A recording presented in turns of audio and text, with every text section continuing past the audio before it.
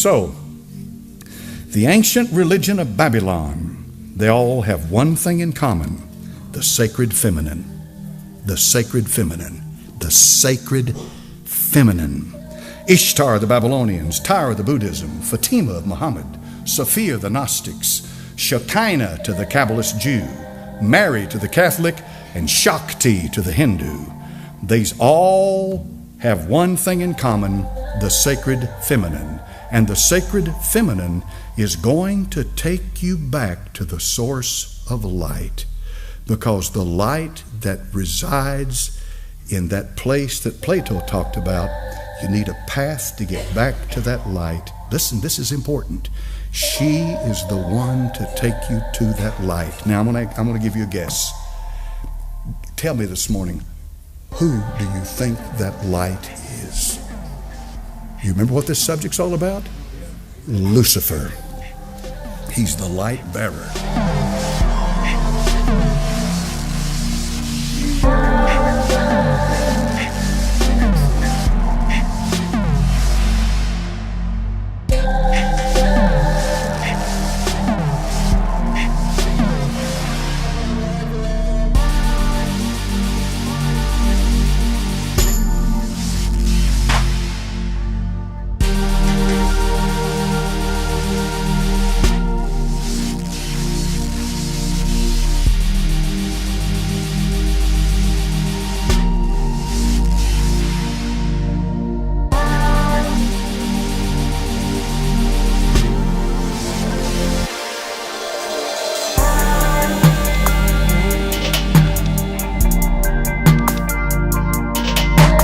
She is the one to take you to that light.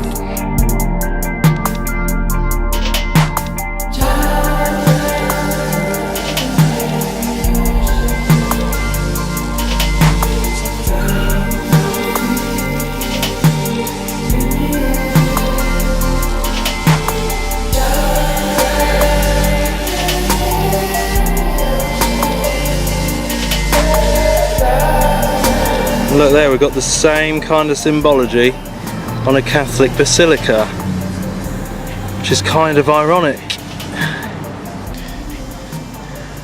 I'm here today at Washington DC with this big shrine to the Catholic Church here of the Immaculate Conception, to have a deeper look at what it's all about. What an eerie place.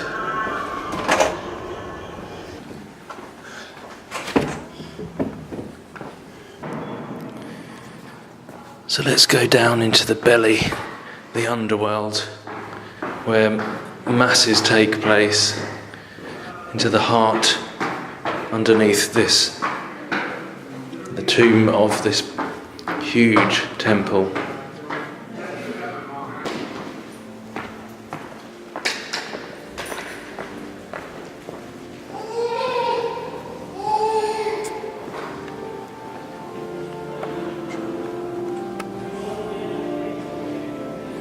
I mean, we're underground right now.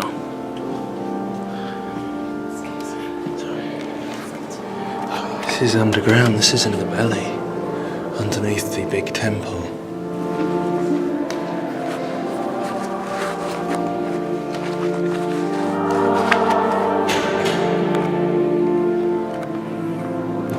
So much symbology in here.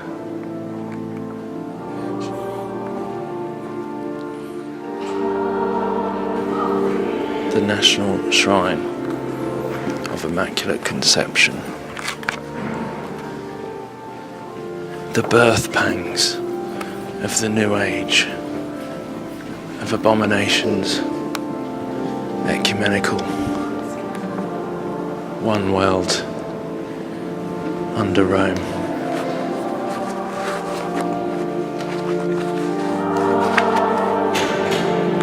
It's like an expensive hotel, one of those 5-star ones in Vegas.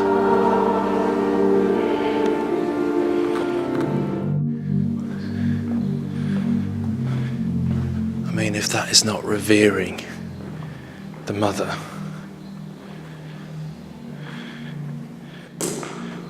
Europa. And look at him, I mean, he's bowing. I've heard so many say they don't revere Mary in that way, the false Mary. But he's bowing to this Ishtar, Isis figure.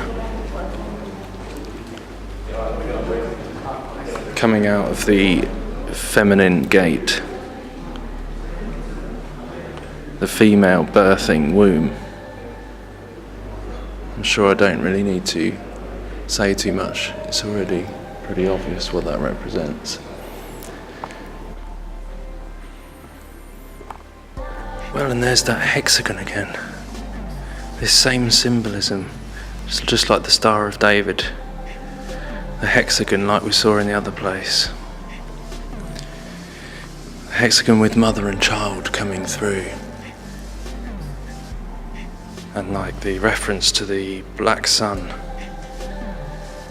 So Saturn, just like the NASA have recently shown with the hexagon on Saturn and all that. And look, the heart, connection to the heart of the earth. Heart of Mary, pray for us. So often I think it's like that birthing of that Tammuz, Nimrod, Antichrist figure from the heart of the earth, which they call Gaia, like the mother goddess Gaia. So I wonder if it's a reference to that. Definitely Ishtar, Babylonian, false religion, and this is their belief system I'm speaking about here. And the references to Saturn. 6-sided shape. The Antichrist, the birth of the Antichrist.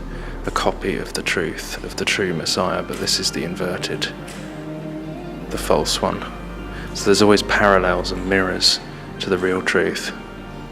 It's just that this goes back to Egypt, Babylon, and there's always been usurping authority, as I said, usurping authority from the real legitimate Messiah, the real legitimate truth that we can read in the New Testament.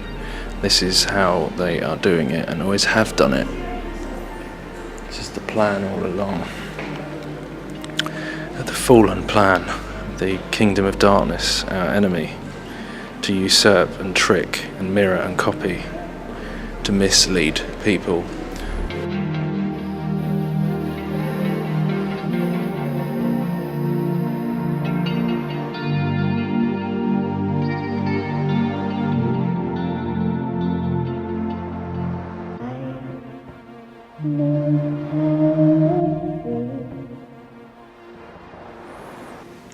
Look, pillars and archways, all the same designs as the other places, and she's sitting on a foundation stone there, behind these pillars where the veil would be, like in the Holy of Holies again, same representation, the Mother Goddess, Semiramis, Diana and child, the false Mary.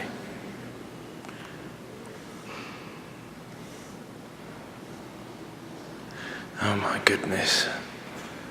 And once again, you see IXXI, which is Roman numerals for 9/11, on the cup. The Frankists and other secret societies, there is this belief that they need to fill up this cup of sin, make people turn to bad, which you can see happening, in order to provoke their Christ to come, which they think is the real Christ. But that's their belief. They believe they need to fill up this cup of filth, this cup of abomination, as we're told about in the Bible, that will happen. The cup of abominations that will bring judgment upon the world. But they believe that they're going to get this Christ is going to come. But we know it's the Antichrist. It's Nimrod from the days of the Tower of Babel. And this cup of abominations.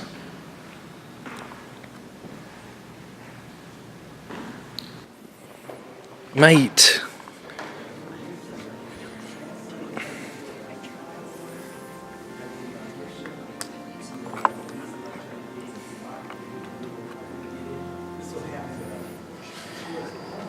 You know, even I've heard Catholics say that this Pope is very different from any other. The way he's uniting religions and one world, ecumenical, new world order. The Jezebel spirit usurps authority where it has none. I was thinking about this the other day. The Jezebel spirit usurps authority where it has none. And this is kind of the way this new ecumenical religion, Babylonian New Age religion, is working. Usurping authority over where it has none. It's pretty interesting. Usurping authority over the man, over Jesus, the true king, the queen, usurping illegitimate authority.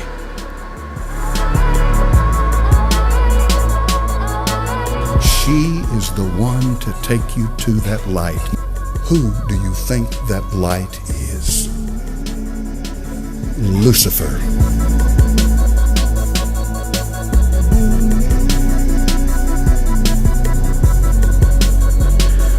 Please do not tell me this is not an ornate temple of Diana, the mother goddess. Sorry. I don't think that went down too well. But look, the celebration of fertility.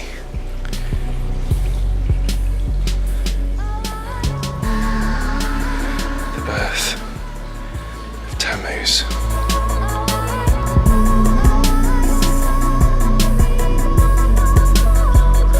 Whether you call her this, or you call her that, or you call her this, or you call her that, she's the same wherever you go. She is the Mother of God. She's the universal life force. Satan is very good at accommodating whatever culture, whatever age, whatever clime you happen to be in. Making a difference to him. He's very good at accommodating it. What I simply mean by that is he'll make you feel comfortable wherever you live in accepting his religion.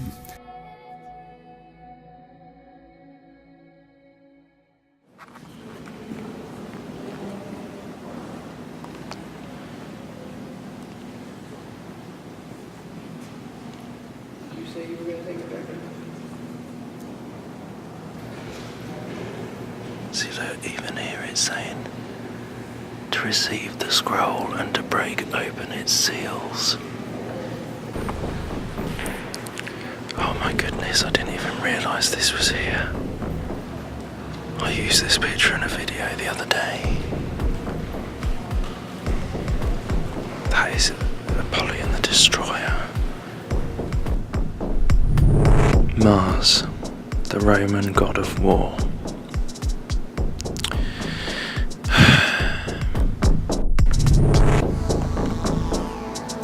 And we've got that same representation of the Holy of Holies type thing, and him raising out of it Apollyon the Destroyer, the Antichrist. That is not Jesus. I don't think it takes much to work out that that's not Jesus.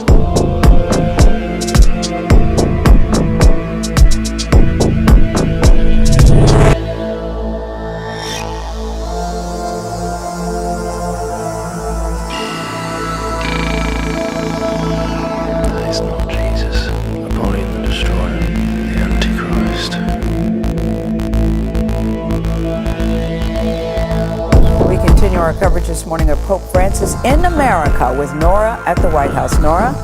Thank you, Gail.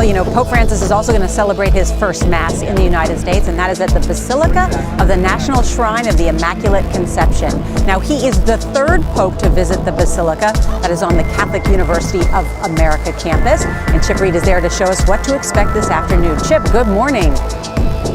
Well, good morning. Around here, most people simply call it the Shrine, and it is a beautiful building. It is the largest Roman Catholic church in America. In fact, they're expecting about 25,000 people here this afternoon to see and hear the Pope celebrate Mass.